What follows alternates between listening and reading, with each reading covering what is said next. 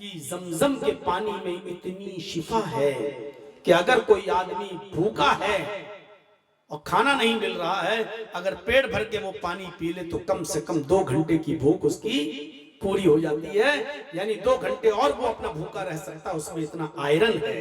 اس پانی کے اندر کیلشیم ہے، اس پانی کے اندر آئرن ہے، اس پانی کے اندر شفا ہے۔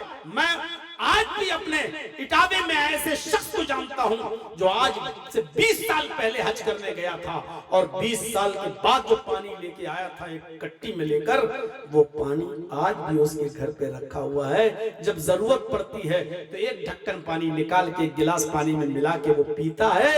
20 سال کے بعد بھی وہ پانی آج بھی نہ سڑا ہے، نہ خراب ہوا ہے، نہ بدبو اس کے اندر آئی ہے۔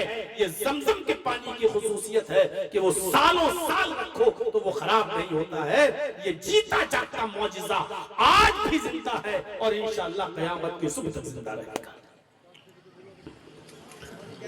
حاجرہ جہاں نارمل چال چلی تھی صفا اور مروہ پر، آج حاجی جب حج کرنے جاتا ہے تو وہاں نارمل چال چلتا ہے، اور گرین لائٹ لگائی گئی ہے۔ دیکھا ہوگا آپ لوگوں نے جو عمرہ کرنے گئے، حج کرنے گئے، گرین لائٹ لگائی گئی ہے۔ اس گرین لائٹ سے اس گرین لائٹ تک۔ یہاں حاجرہ تیز دوڑی تھی تو تمہیں بھی تیز دوڑنا ہے حاجرہ کی طرح۔ حاجرہ کی ادا کو زندہ کرنا ہے، وہاں جا کر تھوڑا سا تیز دوڑا جاتا ہے، سینہ تان کر دوڑا جاتا ہے، بالکل حاجرہ کی طرح۔ آئے ہندوستان کی ناپاک میڈیا کے لوگوں، اسلام کو رسوا کرنے والوں، اسلام کو ذلیل کرنے والوں، عورت کے تعلق سے اسلام کو بدنام کرنے والوں، لکھو تمہارے قلم میں طاقت ہو، لکھو اب اس سے بڑی ایک عورت کی عزت کیا ہوگی کہ جب تک حج میں یا عمرے میں کوئی شخص حضرت حاجرہ کے مقامات پر جہاں وہ دوڑی تھی اگر دوڑ نہ لگائے، اور جہاں تیز دوڑی تھی وہاں تیز نہ دوڑے، اور جہاں آہستہ دوڑی تھی وہاں آہستہ نہ دوڑے، اور 7 چکر لگا کر عائشہ حضرت حاجرہ کی اس ادا کو اگر نہیں ادا کرتا ہے تو اس کا نہ حج ہوتا ہے نہ اس کا عمرہ ہوتا ہے۔ حج بھی عبادت، عمرہ بھی عبادت۔ ایک عورت کے پیروں کے نشانات پر دوڑنے کو اللہ نے اپنی عبادت بنا دیا ہے۔ جہاں حاجرہ دوڑی وہاں تم دوڑو، جیسے حاجرہ دوڑی ویسے تم دوڑو، جتنے چکر حاجرہ نے لگائے اتنے چکر تم لگاؤ۔ یہ اللہ نے اس کو اپنی عبادت کا حصہ بنا لیا۔ ایک عورت کے پیروں کے نشانات کو جہاں وہ دوڑی اس کو اللہ نے اپنی عبادت بنا دیا ہو، اس سے زیادہ ایک عورت کی عزت دنیا کا کون سا مذہب دے سکتا ہے، کون سا دھرم دے سکتا ہے؟ مجھے بتاؤ اس سے زیادہ عزت دنیا کے کس مذہب نے عورت کو دی ہے کہ حاجرہ جہاں دوڑی ہو اللہ نے کہہ دیا تمہیں بھی وہاں دوڑنا پڑے گا، اگر نہیں دوڑو گے تو حج نہیں ہوگا۔ حاجرہ جہاں تیز دوڑی وہاں تمہیں بھی تیز دوڑنا پڑے گا، اگر نہیں دوڑے تو تمہارا عمرہ نہیں ہوگا، تمہارا حج نہیں ہوگا۔ میرے بھائیوں، ایک عورت کے نقش پاک کو اپنی عبادت کا حصہ بنا دیا، اس سے بڑی ایک عورت کی عزت اور کس مذہب میں مل سکتی ہے؟ یہ عورت کا مقام ہے۔ عورت کی 4 حیثیتیں ہوتی ہیں، 4 حیثیتیں۔ عورت ماں ہوتی ہے، عورت بہن ہوتی ہے، عورت بیٹی ہوتی ہے، عورت بیوی ہوتی ہے۔ کسی کی یا تو ماں ہوگی، وہی عورت کسی کی بہن ہوگی، وہی عورت کسی کی بیٹی ہوگی، اور وہی عورت کسی کی بیوی ہوگی۔ ایک عورت کے اندر یہ 4 صفتیں پائی جاتی ہیں۔ یہ الگ بات ہے وہ پھوپھی بھی ہوتی ہے، خالہ بھی ہوتی ہے، چچی بھی ہوتی ہے، دادی بھی ہوتی ہے، نانی بھی ہوتی ہے، یہ الگ چیزیں ہوتی ہیں۔ نانی تب بنتی ہے جب اس کی بیٹی کسی بیٹے کو جنم دے یا بیٹی کو جنم دے، تب وہ اپنی بیٹی کے بیٹے یا بیٹی کی نانی ہوگی۔ دادی تب بنے گی جب اس کا بیٹا باپ بن جائے گا وہ اپنے بیٹے کی اولاد کی دادی بنے گی، دادا لیکن ماں اپنے بچہ پیدا ہوا وہ ماں بن گئی، کسی کی بہن بھی ہے وہ، کسی کی بیٹی بھی ہے وہ، اور شادی ہو گئی تو کسی کی بیوی بھی ہے۔ اب سوچئے ان چار حیثیتوں کو سامنے رکھیے اور چاروں کو دیکھیے، اللہ رب العالمین نے عورت کو چاروں حیثیت سے کتنا ممتاز کیا ہے، کتنا اعلیٰ درجہ دیا ہے۔ ماں ہے تو کیا مقام دیا، ماں ہے تو ایک عورت کو کیا مقام دیا جانتے ہو؟ اللہ کے نبی جناب محمد رسول اللہ صلی اللہ علیہ وسلم سے پوچھا گیا، اللہ کے نبی میرے باپ بھی ہیں ماں بھی ہے، ان دونوں میں سب سے زیادہ میں حسن سلوک کس کے ساتھ کروں، میں ان دونوں میں سب سے زیادہ سیوا کس کی کروں؟ اللہ کے نبی فرماتے ہیں کہ اپنی ماں کی۔ اس نے پوچھا اس کے بعد کس کی؟ آپ نے فرمایا اپنی ماں کی۔ اس کے بعد اس نے پوچھا اللہ کے نبی اس کے بعد کس کی؟ آپ نے فرمایا اپنے ماں کی۔ پھر پوچھا اللہ کے نبی اس کے بعد کس کی؟ آپ نے فرمایا اپنے باپ کی۔ پوچھنے والا بار بار پوچھ رہا ہے ماں اور باپ میں سے میں سب سے زیادہ کس کی خدمت کروں؟ کہا ماں کی۔ پھر پوچھا اس کے بعد کس کی؟ کہا ماں کی۔ پھر کس کی؟ کہا ماں کی۔ پھر پوچھا پھر کس کی؟ کہا اپنے باپ کی۔ یعنی باپ سے 3 گنا زیادہ ماں کی خدمت۔ کیوں؟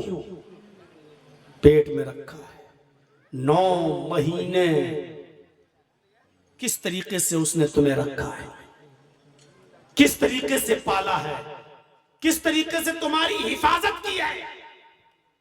وہ کسی چوٹ سے بچتی تھی کہ میرے پیٹ پہ کوئی مار نہ دے، اگر مار دیا تو تمہیں تکلیف ہوگی، میری اولاد کو تکلیف ہوگی۔ سوتے وقت بھی وہ خیال رکھتی تھی کہ میرے پیٹ کے اس بچے کو تکلیف نہ ہو۔ 9 مہینے تک وہ اس بوجھ کو اٹھاتی تھی، کھانا بنا رہی ہے تو بوجھ اٹھا کر، کپڑا دھل رہی ہے بوجھ اٹھا کر، جھاڑو لگا رہی ہے تو اس بوجھ کو اپنے پیٹ میں رکھ کے فرمایا ماں۔ یہ نہیں کہا کہ باپ کی خدمت نہ کرو، لیکن یہ کہا کہ ماں اس کی زیادہ مستحق ہے۔ لوگ بیان کرتے ہیں اور کہتے بھی ہیں لیکن یہ کوئی صحیح حدیث نہیں ہے۔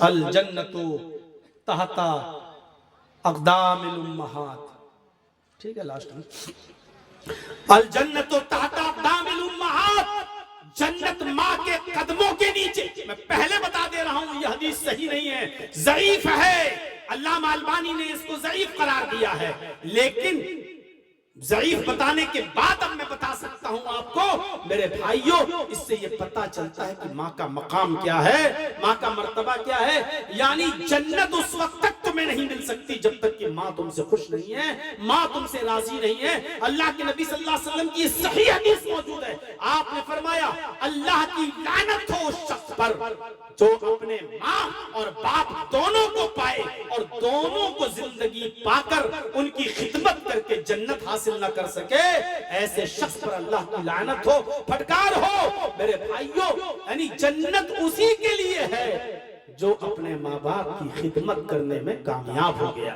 اپنے ماں باپ کی خدمت اور سیوا کر کے اگر وہ جنت نہیں پا سکا تو اس سے بڑا بد نصیب شخص کوئی نہیں۔ میں اکثر بیان کرتا ہوں ماں بڑی عجیب چیز ہوتی ہے، اپنی اولاد کی تکلیف نہیں دیکھ سکتی، اپنی اولاد کی تکلیف نہیں دیکھ سکتی ہے۔ اور کسی نے افسانہ لکھا ہے، کوئی دلیل نہ پوچھنا ہم سے، کہ ایک عاشق تھا، اس کو اپنی کسی معشوقہ سے بہت پیار تھا، ایک طرفہ یہ کرتا تھا وہ نہیں کرتی تھی۔ ایک دن اس نے کہہ دیا کہ تم مجھے بہت چاہتے ہو، کہا کہ بس دل چیر کے نہیں دکھا سکتا۔ آج کل کے ڈائلاگ اس زمانے میں بھی چلتے تھے، ارے تم بتاؤ تو صحیح تمہیں کیا چاہیے، بولو تو صحیح۔ اس نے کہا اگر تو مجھ سے سچا پیار کرتا ہے تو ایک کام کر، اپنی ماں کا کلیجہ کاٹ کر لا اور میرے سامنے پیش کر، تب میں مانوں گی کہ تو مجھے پیار کرتا ہے۔ اور ماں اپنے بچے سے بہت پیار کرتی تھی۔ یہ دیر سے جاتا تھا تو ماں ڈانٹتی تھی، بیٹا تیرے انتظار میں میں گھر میں بیٹھی رہتی ہوں، جب تک تو آ نہیں جاتا مجھے نیند نہیں آتی، تو روزانہ رات میں دیر سے کیوں آتا؟ اب یہ سوچنے لگا کہ ماں تو ہم سے بہت پیار کرتی ہے، میں ماں کا کلیجہ کیسے لاؤں؟ پھر سوچنے لگتا ہے ارے ماں تو آج نہیں تو کل مرے گی، وہ تو مرنے والی ہے ہی، بڈھی ہو چکی ہے، 62 ہے، کل مرے پرسوں مرے، 1 سال بعد، مہینے بعد، 2 مہینے بعد، وہ تو جانا ہی ہے۔ اگر یہ معشوقہ نکل گئی میرے ہاتھ سے تب تو گڑبڑ ہوگا، تو چلو کیوں نہ میں اپنی ماں کو مار دوں اور کلیجہ نکال کے دے دوں، اس کو تو مرنا تو ہے ہی، اس کو اب اس کی زندگی ہے ہی کتنے دن کی۔ یہ کمبخت گیا، دروازہ کھٹکھٹایا رات میں، ماں نے کہا بیٹا آج پھر تو دیر سے آیا۔ اس نے بڑھیا کو دھکا دیا، کچن سے چھری نکالی اور ماں کو کاٹ دیا، اس کا پیٹ پھاڑا، کلیجہ نکالا، پلیٹ میں کلیجہ رکھتا ہے اور رات ہی میں لے کر بھاگتا ہے کہ جلدی چلیں اپنی معشوقہ کو دے دیں، جتنی جلدی میں اس کو دے دوں گا اتنی جلدی میری ہو جائے گی۔ وہ بھاگتا ہوا گیا، راستے میں ٹھوکر لگتی ہے، منہ کے بل گرتا ہے، کلیجہ زمین پر گرا اور پلیٹ لڑکتی ہوئی نالی میں چلی گئی۔ وہ جلدی سے اٹھا، گھٹنے میں چوٹ لگی، پہلے پلیٹ نکالتا ہے اور پلیٹ کو دھوتا ہے اور پھر اپنے ماں کے پڑے ہوئے زمین پر کلیجے کے پاس جاتا ہے اور اس کلیجے کو زمین سے اٹھا کر پلیٹ میں رکھتا ہے۔ کلیجے سے آواز آتی ہے بیٹے گرتے ہوئے چوٹ تو نہیں لگی؟ بیٹے گرتے ہوئے چوٹ تو نہیں لگی؟ افسانہ ہے، کہاوت ہے، لیکن حقیقت یہ ہے کہ ماں کا کلیجہ ایسا ہی ہوتا ہے۔ تم لاکھ ماں کو ستاؤ، لیکن جب ماں یہ دیکھتی ہے کہ میرے بیٹے کو تکلیف پہنچی ہے تو تڑپ جاتی ہے، ترس جاتی ہے۔ حضرت علقمہ انتقال کا وقت ہے، کلمہ ادا نہیں ہو رہا ہے، بیوی نے خبر پہنچائی اللہ کے رسول میرے شوہر علقمہ کی زبان سے کلمہ ادا نہیں ہو رہا ہے۔ اللہ کے نبی آئے، کلمہ پڑھوایا، علقمہ کی زبان سے کلمہ نہیں نکل رہا ہے۔ اللہ کے نبی نے کہا شاید علقمہ کی ماں علقمہ سے ناراض ہے، بلاؤ۔ بلایا گیا، ماں آئی، کہا اللہ کے نبی نے اے علقمہ کی ماں تیرے بیٹے کی زبان سے کلمہ ادا نہیں ہو رہا ہے، کیا بات ہے؟ کہا وہ جانے، اس کا کام جانے۔ کہا لگتا ہے کہ تم اپنے بیٹے سے ناراض ہو، کہتی کہ ہاں میں اپنے بیٹے سے ناراض ہوں۔ کہا اسی لیے تیرے بیٹے کی زبان سے کلمہ ادا نہیں ہو رہا ہے، اگر یہ اس حال میں مر گیا اور کلمہ ادا نہیں ہوا تو بہت برا انجام ہوگا تیرے بیٹے کا، معاف کر دے۔ کہتی ہے کہ اللہ کے نبی میں اپنے بیٹے کو معاف نہیں کر سکتی، اس نے میرا بہت دل دکھایا ہے۔ آپ نے کہا اگر تو معاف نہیں کر سکتی تو میں بھی اس کو مسلمانوں کے قبرستان میں مرنے کے بعد دفن نہیں کر سکتا۔ صحابہ جاؤ جنگل سے لکڑیاں اکٹھی کر کے لاؤ، اس کے دروازے کے باہر لکڑیاں جمع کر دو، جب یہ مر جائے تو اس کی لاش کو اٹھا کر آگ میں جلا دو۔ ماں کا ستانے والا اور ماں کا نافرمان محمد کے قبرستان میں دفن نہیں ہوگا۔ جب ماں نے یہ سنا کہ میرا بیٹا مرنے کے بعد بھی 2 گز زمین نہیں پائے گا، اس کو جلا دیا جائے گا، اس کو 2 گز زمین بھی نہیں ملے گی، تو چیخ پڑی اے اللہ کے رسول میں ماں ہوں یہ برداشت نہیں کر سکتی۔ کہا تو پھر بتا اپنے بیٹے سے ناراض کیوں ہے؟ تو کہتے اللہ کے رسول ناراضگی کی بہت بڑی وجہ نہیں ہے، بس اتنی وجہ ہے میں اپنے بیٹے کی تعریف بھی کرتی ہوں، کان کثیر الصلاۃ و کثیر الصیام، میرا بیٹا بہت بڑا نمازی ہے، میرا بیٹا بہت بڑا روزدار ہے، یہ نفلی نمازیں بھی پڑھتا ہے اور نفلی روزے بھی رکھتا ہے، نماز میں اور روزے میں کوئی کمی نہیں ہے، لیکن اے اللہ کے نبی کمی صرف یہ ہے کہ یہ مجھے اپنی بیوی سے کم سمجھتا ہے، اپنی بیوی کو مجھ پر زیادہ ترجیح دیتا ہے۔ ترجیح کا مطلب سمجھتے ہو؟ اپنی بیوی کو زیادہ اہمیت دیتا ہے، مجھے کم دیتا ہے، یعنی دیتا ہے لیکن کم۔ ترجیح کا مطلب سمجھتے ہو؟ یہ 2 کپڑے لاتا ہے عید پر، ایک میرے لیے ایک میری بیوی کے لیے، اپنی بیوی کے لیے، لیکن پہلے اپنی بیوی کو دیتا ہے بعد میں مجھے دیتا ہے۔ یہ باہر سے آتا ہے کھانے کے لیے، پہلے اپنی بیوی کو پوچھتا ہے بعد میں مجھے پوچھتا ہے، یعنی جو بھی کام کرتا ہے پہلے بیوی کا خیال کرتا ہے بعد میں میرا، یعنی خیال تو کرتا ہے لیکن بیوی کے بعد مجھے یہ انسلٹ لگتی ہے اپنی، یہ ذلیل کرتا ہے مجھے اپنی بیوی کے سامنے۔ اے اللہ کے رسول اپنی بیوی کو زیادہ ترجیح دیتا ہے۔ یہاں پر بھی کتنے ایسے بیٹھے ہوں گے جو غلام ہوں گے اپنی بیویوں کے، یہیں پر بیٹھے ہوں گے جو اپنی ماں کو کم اہمیت دیتے ہوں گے اور اپنی عورتوں کو زیادہ اہمیت دیتے ہوں گے، اپنی بیویوں کو زیادہ۔ ہو سکتا ہے کہ میری یہ تقریر آج ہماری عورتوں کو، ماں بہنوں کو بری لگ رہی ہو کہ لو یہ تو اور بھڑکا دے گا، اب تو میرا آدمی تقریر کے بعد آئے گا، اب تو اپنی اماں کو زیادہ سمجھے گا، ہمیں اہمیت کم، ہماری اہمیت کم کر دے گا۔ کرتے بیوی کو بیوی کا مقام دو، لیکن ماں کا مقام نہیں چھینا جا سکتا ہے۔ آپ عید کے دن 2 کپڑے لاتے ہو، پہلے اپنی ماں سے پوچھو ماں تم کون سا پہنو گی، اور بیوی کو بھی سوچنا چاہیے ماں بیچاری اب کتنے دن رہے گی، چلو ماں کی آخری دنوں میں تو تمنا پوری کر دی جائے، اس پر بیوی کو برا نہیں ماننا چاہیے۔ اس کی ماں ہے، اپنی ماں کو وہ ترجیح نہیں دے گا تو ماں ہونے کی ایسے فستے کا اللہ کے رسول، لیکن یہ برداشت نہیں کر سکتی کہ میرا بیٹا آگ میں چل جائے، میں اس کو دل سے معاف کر رہی ہوں، دل سے۔ جیسے ہی اس نے دل سے معاف کیا، آپ نے کہا لقمہ کلمہ پڑھو، لقمہ نے کہا اشہد ان لا الہ الا اللہ واشہد ان محمدا عبدہ ورسولہ، کلمہ زبان سے نکل گیا اور اسی وقت ان کی روح بھی نکل گئی، انتقال ہو گیا۔